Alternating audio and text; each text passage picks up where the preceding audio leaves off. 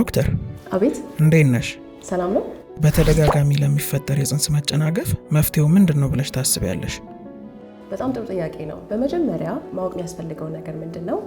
አንዲት እናት ተደጋጋሚ የሆነ የጽንስ መጨናገፍ ሲያጋጥማት በአብዛኛው ጊዜ በተፈጥሯዊ ምክንያት እንጂ በእሷ ጥፋት እንዳልሆነ ልታውቅ ይገባል። ይሄ ብዙ ጊዜ የተለያዩ እናቶች ላይ የስነ ልቦና ጉዳት ሲያስከትል አስተውለናል እና ይህ የስነ ልቦና ጫና የሚፈጠረው ተደጋጋሚ የሆነ ውርጃ ካጋጠመ በኋላ እንደገና ጤናማ የሆነ እርግዝና ማርገዝ እንደሚቻል ባለማወቃቸው ነው። ተደጋጋሚ የሆነ የጽንስ መጨናገፍ በተለያዩ ምክንያቶች ሊከሰት ይችላል። በሆርሞን ችግሮች፣ ስር በሰደዱ የጤና እክሎች፣ በደም ችግሮች እንዲሁም በኢንፌክሽኖች ወይም ደግሞ በማህፀን ቅርጽ መቀማመጥ ምክንያትም ሊሆን ይችላል። ያም በመሆኑ አንዲት እናት ቅድመ ወሊድ ክትትል በተገቢ ሁኔታ ከወሰደችና እነዚህን ስር የሰደዱ የጤና እክሎች ላይ ሕክምና ካደረገች ጤናማ የሆነ እርግዝና ማድረግና ጤናማ የሆነ ጽንስ መውለድ ትችላለች ማለት ነው።